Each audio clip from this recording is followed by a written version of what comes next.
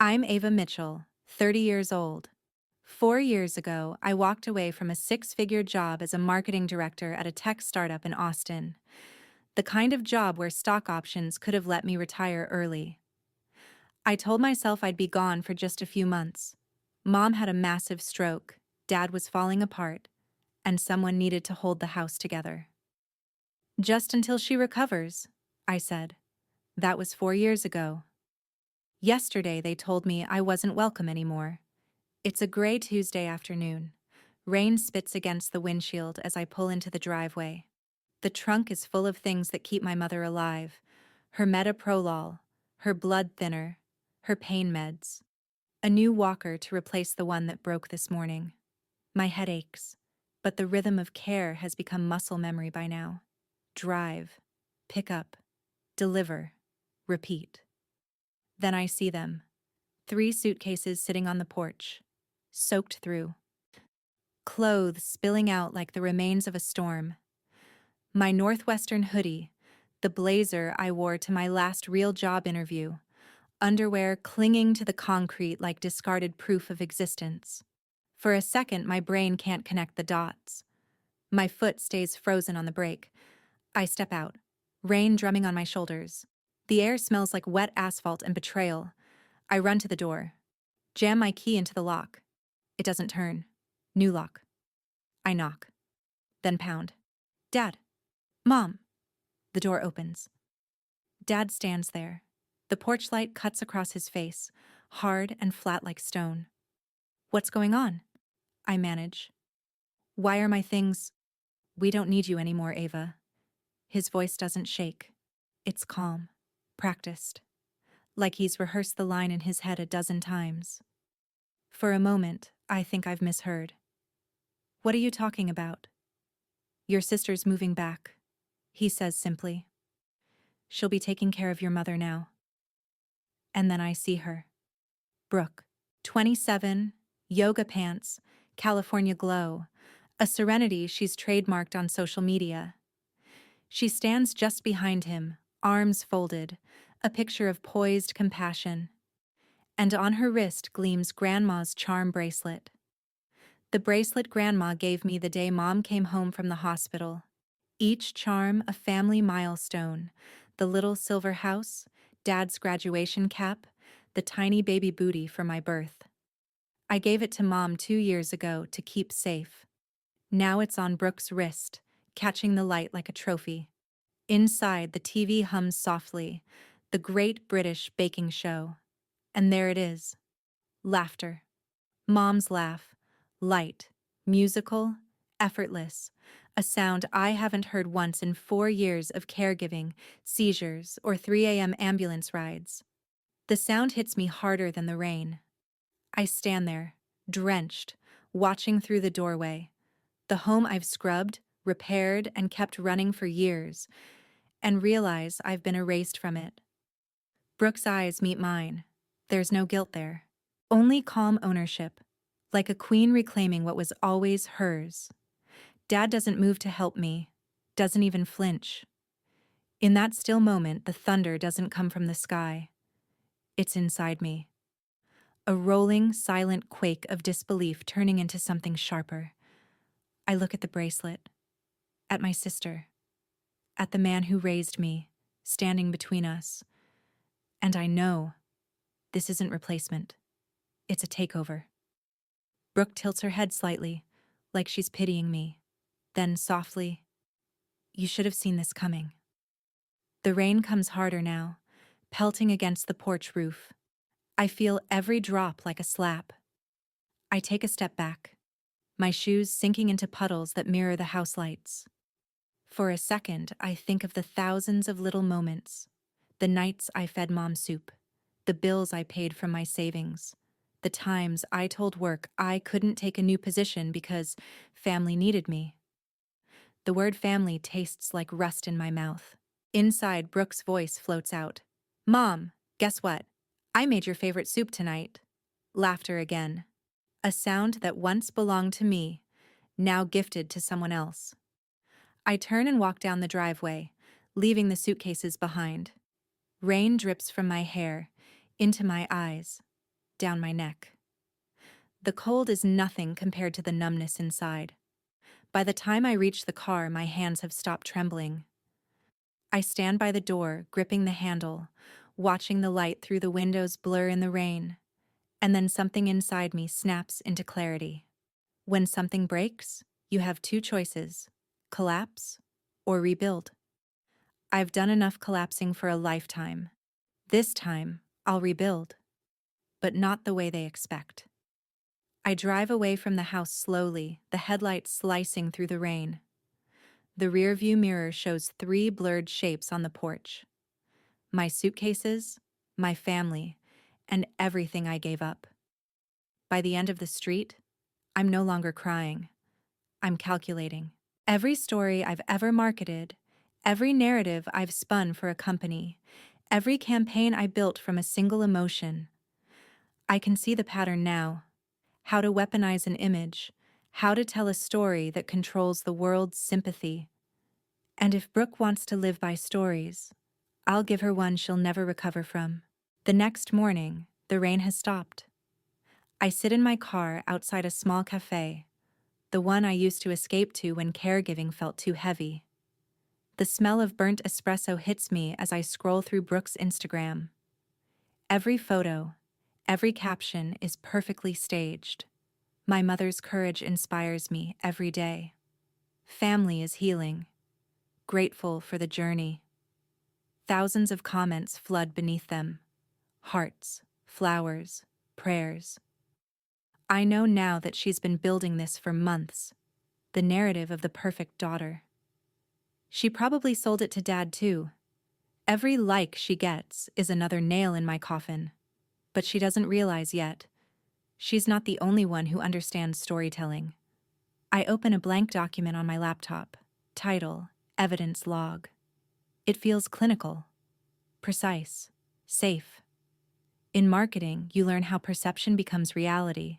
You learn how to turn emotion into currency. But you also learn the opposite: how to take apart a brand until only the rot shows. That's what Brooke is now, a brand, and I know exactly how to unmake one. I sip my coffee, fingers poised above the keyboard. It's time to gather receipts. That night, back in my rented apartment, I start pulling threads. Old texts, bank records, photos. I build a timeline of caregiving, 4 years of my life, condensed into data. Then I compare it with her social media uploads. Something clicks. Every heartwarming post about Mom coincides with a refill of sedatives. Every time Brooke showed up with flowers and filmed it, Mom's prescription history spiked. The correlation is too clean to be coincidence. I dig deeper.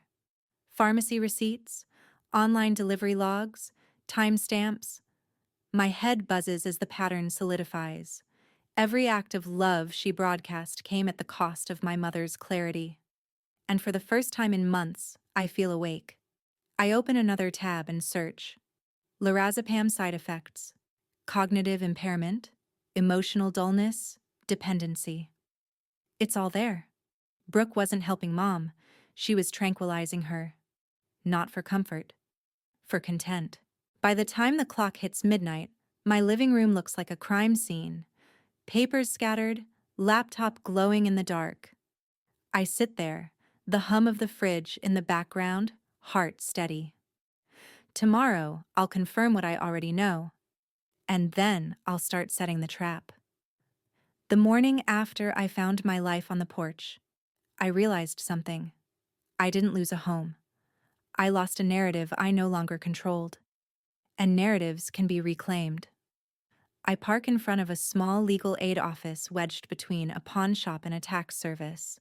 A handwritten sign taped to the glass door reads, "Walk-ins welcome, consultation, $0 for first 30 minutes. Inside, the fluorescent lights hum. A woman in her late 30s looks up from her desk. Her name tag says, Maria Rodriguez, attorney at law. "You're early," she says, smiling, pushing her glasses up the bridge of her nose. "Most people come in after the lawsuit hits." I tell her everything, not the emotional parts, just the structure. Caregiving duties, Financial transfers, the sudden lock change, the social media spin. Maria listens, taking notes with a kind of detached precision that feels comforting. When I finish, she leans back. Do you have proof you were your mother's primary caregiver? Yes. Medical records list me as contact. I kept receipts, medications, therapy equipment, home expenses. And witnesses? My mom's physical therapist, her doctor, maybe a few neighbors. Good. Because what you're describing, Ava, borders on elder exploitation and coercion. If your sister manipulated your parents into transferring property or assets, that's actionable. Actionable, I repeat, liking the word. It sounds surgical, controlled. Maria continues. You'll need a timeline, digital evidence, and proof of undue influence. Don't confront them yet. Let them underestimate you. She slides a business card across the desk. When you're ready, call me. But if you do this, Ava, do it cleanly. No emotion. No outbursts. Make them reveal themselves. I nod. That, I can do. That night, I drive to a motel off the interstate. The carpet smells like mildew. The walls hum with the sound of the air conditioner fighting a losing battle. I set up my laptop on the tiny desk, connect to spotty Wi-Fi, and start building my war map. Folder 1, Finances. Folder 2, Medical Records. Folder 3, Social Media, Brooke. Each file becomes a window into the slow betrayal I hadn't seen coming. Brooke's Instagram is a shrine of performative virtue. Filtered light, teacups, inspirational captions. Healing isn't linear. Let go of what doesn't serve you. Gratitude transforms pain into purpose. Every post is time-stamped. Every timestamp matches a point when Mom's medications were refilled, her lucidity dimmed, and Brooke's following count grew. The story she's telling isn't about care, it's about conquest. Scrolling further, I find something worse. A photo of Mom sitting upright, smiling faintly, captioned, 2 months home and thriving. The date matches the week Brooke returned, before they changed the locks. So Brooke had been back for weeks, maybe months, long enough to whisper her version of me into their ears, long enough to make them believe it. 2 days later, a message pings on my phone. Unknown number. If you're looking for a fight, you'll lose. Just walk away. B. I stare at the screen. She's baiting me, hoping for a reaction she can screenshot. Instead, I screenshot her. Then I add it to evidence log. The next step is harder. Getting information from inside without stepping foot in that house. That's where Aunt Susan comes in. Dad's sister. Retired nurse. Allergic to drama, but allergic to injustice even more. When I call, she answers on the first ring. Ava, honey, I was waiting for your call. I saw your mother yesterday. Something felt off. How so? She looked uncomfortable. And your sister, well, she answered the door like a bodyguard. She was wearing a bracelet I swear I've seen on you. My chest tightens. Grandma's charm bracelet. That's the one. And Ava. There were papers on the kitchen table. I only saw them for a second, but they looked like loan forms. Brooke's name was on them. I close my eyes. Mortgage papers? Possibly, or a line of credit. I couldn't tell. It clicks like a lock turning. Brooke's not just rewriting the family story. She's monetizing it. That night, I pull Brooke's name through every public record database I can access. Within an hour, the cracks appear. 3 defaulted credit cards. 1 eviction notice from her Los Angeles apartment. A civil judgment. $8,000 for breach of lease. Debt. Desperation. Motive. She didn't come home for redemption. She came home for liquidity. And she used me, the controlling, selfish sister, as her currency. By the 3rd night, I have enough data to feel the weight of a case forming. But Maria was right. I need restraint. Revenge isn't about rage, it's about rhythm. So I start crafting the story, my version, the truth, sharpened into strategy. It begins with perception. For 4 years, everyone saw me as the dutiful daughter. Then, overnight, I became the villain. That pivot doesn't happen naturally. It needs a narrative architect. Brooke is good, but I'm better. Because she plays with emotion, and I play with evidence. I start small. An email to our family group thread. The one they think I no longer check. Subject line: clarification. The body is simple, factual, no anger. To those who may have heard rumors about me, I want to clarify. I haven't taken a cent from my parents. I have receipts and bank records to prove every caregiving expense. I hope we can all prioritize truth over assumptions. No accusation, just calm professionalism, the kind that makes the reader question themselves. Within minutes, Brooke replies privately, "Wow, Ava, playing the victim already? Maybe you should focus on therapy instead of email campaigns?" Perfect. Another receipt. The next day, I meet Maria again. She scans my files, nodding. "This is good. You're documenting patterns of manipulation. If we take this to court, it'll hold. But before that, I think you need one meeting. Face to face. You, your parents, Brooke, and a witness. Why? To make her expose herself. She'll overplay her confidence. They always do. Where? Neutral ground. Somewhere public enough that she'll keep her temper in check, but private enough for real conversation. I'll sit in. Silent. I hesitate. The idea of seeing them again makes my stomach twist. Maria studies my face.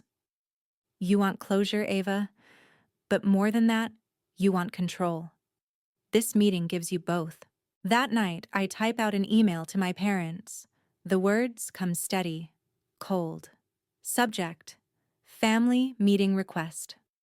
Dear Mom and Dad, I understand that you believe I took advantage of the family. I would like the opportunity to address these concerns directly. I propose a meeting. Just us, Brooke, and Aunt Susan, as a neutral witness. If we cannot resolve this privately, I will be forced to pursue legal options to recover losses and defend my name. I would rather not take that route.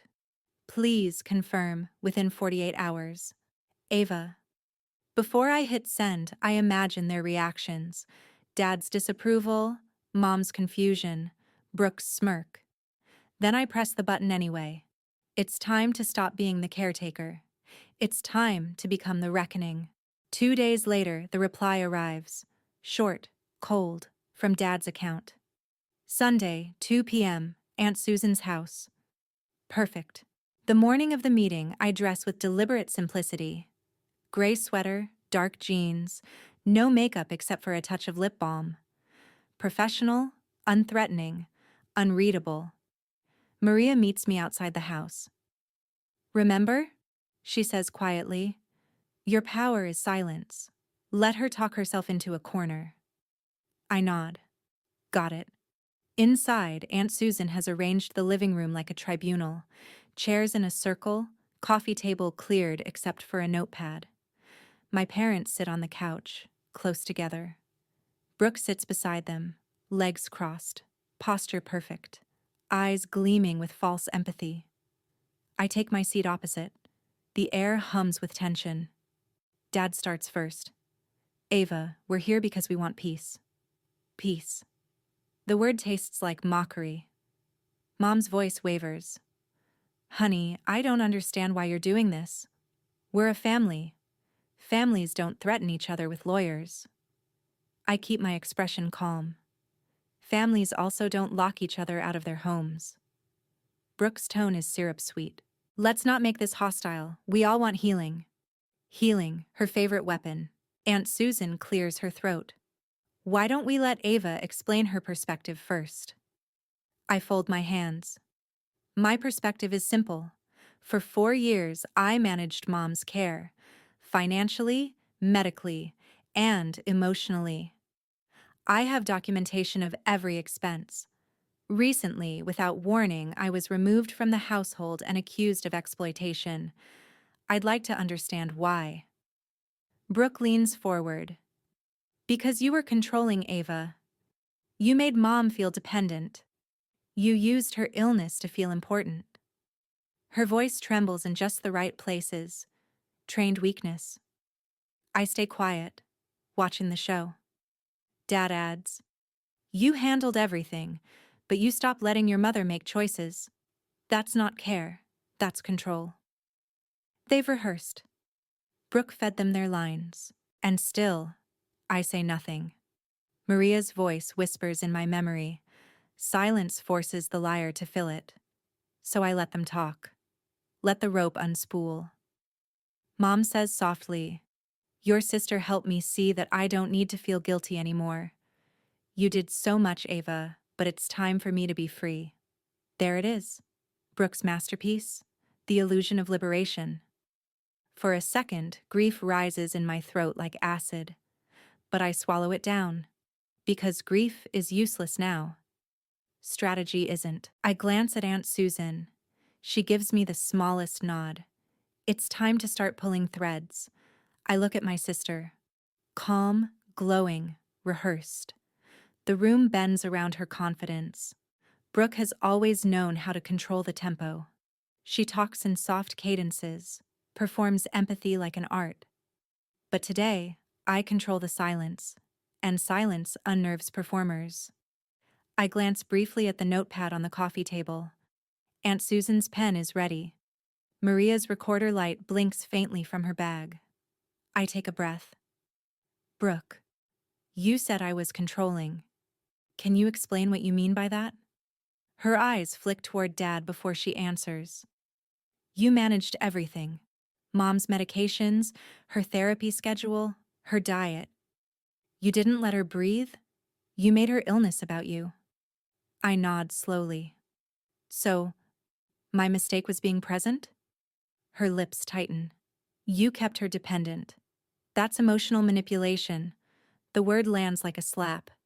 I don't flinch. Emotional manipulation, that's interesting. Because I remember you posting online about how healing begins when we let go of guilt. You said that 2 months ago, right? Brooke blinks. What does that have to do with... I just thought it was fascinating timing, I say, my tone mild. Since that post went up the same day Mom's prescription refills tripled. Dad frowns. What are you implying? I reach into my folder, slide a single sheet of paper across the table, a printout of the pharmacy records. Mom's medication history. I tracked it across 12 months. Every spike in her dosage matched one of Brooke's visits. Brooke laughs. Too high, too fast. That's absurd.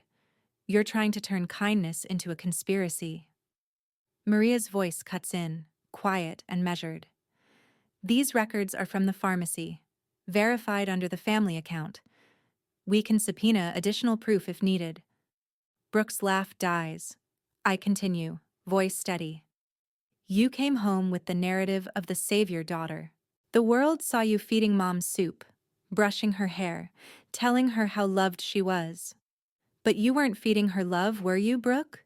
You were feeding her lorazepam. Mom's eyes widen. Lorazepam? That's not one of my medications. No, I say gently. It's not. Brooke's posture shifts, just slightly. The subtle panic of a mask cracking. Dad glares at me. You're twisting things. Brooke would never... She would, Aunt Susan says suddenly, voice shaking. I saw the bottle myself. It had no label. Brooke turns on her. You're misremembering, Aunt Susan. You always misremember. But the tone is wrong. Too sharp. Too defensive. And that's when I see it. The first fracture in her armor. I slide another photo onto the table. A screenshot from one of Brooke's Instagram stories. She's smiling, holding Mom's hand. In the corner of the frame, barely visible, a small orange pill bottle sits beside a cup of tea. Recognize this? I ask. She hesitates, then shrugs. It's probably one of Mom's supplements. You know she takes vitamins. Strange, I murmur, because I had that frame enhanced. The label says lorazepam 1 mg. And the prescription name? I pause, letting the room hold its breath. Brooke Mitchell. The silence detonates like thunder. Dad's mouth opens, then closes. Mom's trembling hand grips the edge of the couch. Aunt Susan stares at the photo as if she's reading an autopsy report. Brooke tries to laugh again, but her voice cracks. You can't prove I gave her any of it. I don't need to, I say softly. The hair sample I submitted last week already did. The lab confirmed the presence of lorazepam in Mom's system. The exact dosage matches the prescription you filled. Her face drains of color. Maria leans forward, her tone clinical. At this point, the evidence suggests sustained administration without medical authorization. That qualifies as elder abuse and chemical restraint under Georgia state law.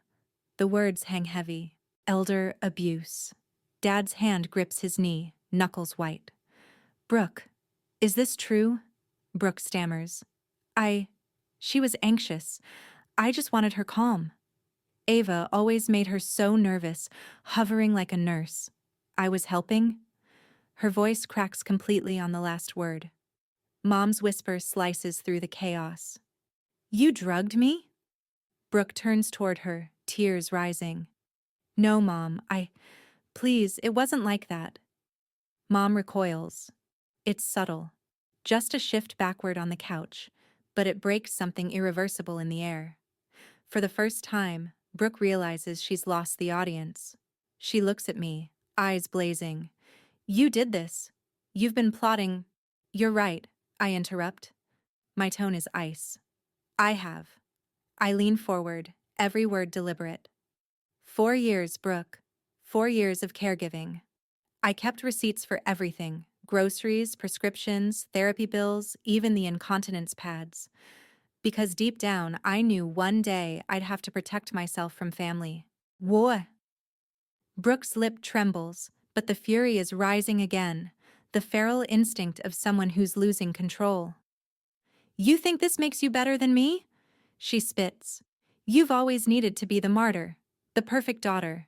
You can't stand that people love me more. There it is. The truth. Ugly and raw. I don't want them to love me, I say quietly. I just want them to see.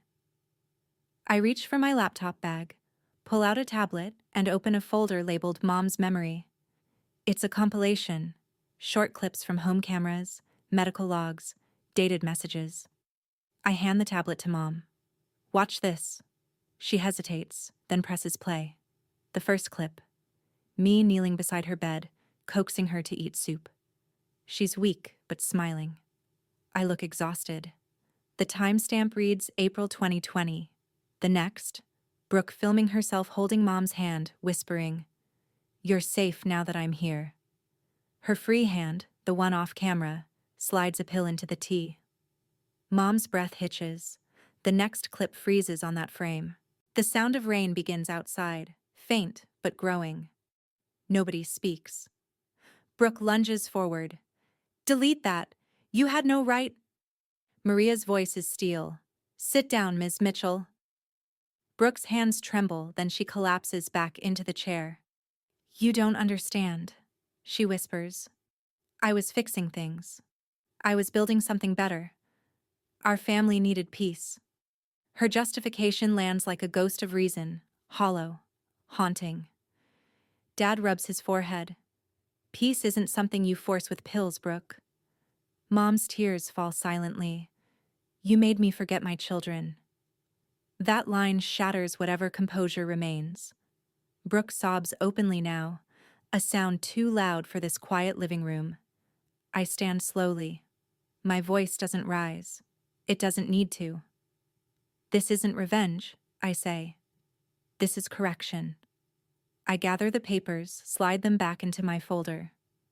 Maria will forward copies of everything to law enforcement. But I wanted you all to hear it first. From me.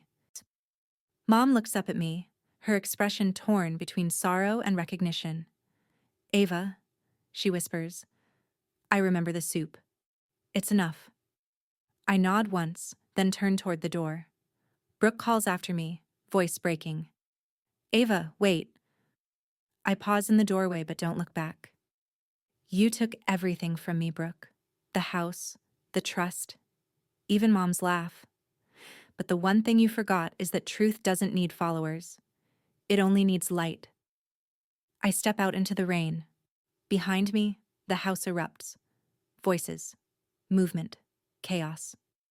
But the sound fades as I walk toward my car. Raindrops hit my skin, cool and cleansing. For the first time in years, I'm not trembling. The war is over. The reckoning has begun. The next morning, the rain has stopped. The air outside smells like wet earth and electricity, the kind of calm that follows destruction.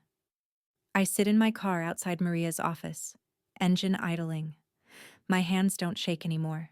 The folder on the passenger seat feels lighter now, though nothing inside it has changed. When Maria steps out, she gives me a look that says, "We did it." "The DA's office has the file," she says. "They're reviewing the evidence this week. They'll likely open an investigation under elder abuse statutes." I nod. The words don't thrill me. They just settle into place like the last puzzle piece. "What happens to Brooke?" I ask. "If she cooperates, maybe probation. If not..." Maria shrugs. "She'll face charges. Either way, her influencer career's done. Once the report's public, she won't recover from the optics." The irony almost makes me laugh. Brooke, undone by the same audience she cultivated. Maria adds softly, "You handled this with restraint, Ava. Most people would have lashed out. You let the truth do the work." "That's the only kind of revenge worth having," I say. "The kind you don't have to touch." A week later, the house I once called home looks smaller from the street. The porch is empty now. No suitcases, no laughter spilling through open windows. Mom lives temporarily at a memory care facility a few miles away. I visit every few days. The first time she saw me there, she hesitated, then smiled faintly. "You came back," she said. "I never left," I told her. We sit by the garden sometimes, under the magnolia trees. She doesn't remember everything. Maybe she never will. But when she laughs, it's her laugh. Not the hollow echo Brooke recorded, but real, messy, alive. That's enough. Brooke, on the other hand, disappears from the internet almost overnight. Her accounts vanish, sponsorships cut ties, and gossip sites buzz with headlines. "Wellness influencer accused of drugging mother for content." From healing guru to household villain. I don't read all of them. I don't need to. The story has already taken a life of its own, self-correcting, just like I knew it would. Dad calls once. His voice is tired. "Ava, I don't know what to say." "Then don't," I reply quietly. "Just take care of Mom." He exhales, a sound like surrender. "I should have seen it. You couldn't. You were too close to the story." When we hang up, I feel no victory, only relief. For the first time in years, the weight isn't mine anymore. 2 months pass. I'm back in Atlanta.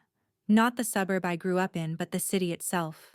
New apartment, high windows, quiet mornings. I've started consulting again, part-time for a firm that works with ethical marketing. It feels strange at first, selling truth for a living. But maybe that's what healing is. Repurposing the skills that once broke you. One afternoon, Maria emails me a short update, case resolved. Brooke accepted a plea deal. Public apology, probation, and mandatory rehabilitation. Mom's care fund reinstated. You retain joint oversight. I stare at the message for a long time, then close the laptop. No celebration, just stillness. That night, I drive to the coast. 2 hours of empty highway, headlights slicing through the dark. At the overlook, I park facing the ocean. The wind smells like salt and distance. In the glove compartment, I find something I almost forgot. Grandma's charm bracelet. The police had returned it after evidence review. I turn it in my hands. The little silver house, the graduation cap, the baby booty. Symbols of a family that once meant safety. I clasp it around my wrist. For the first time, it feels right. The moon glints off the metal.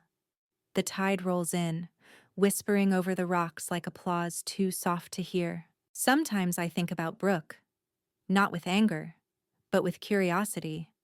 What story does she tell herself now? That she was misunderstood? That I destroyed her out of jealousy? Maybe it doesn't matter.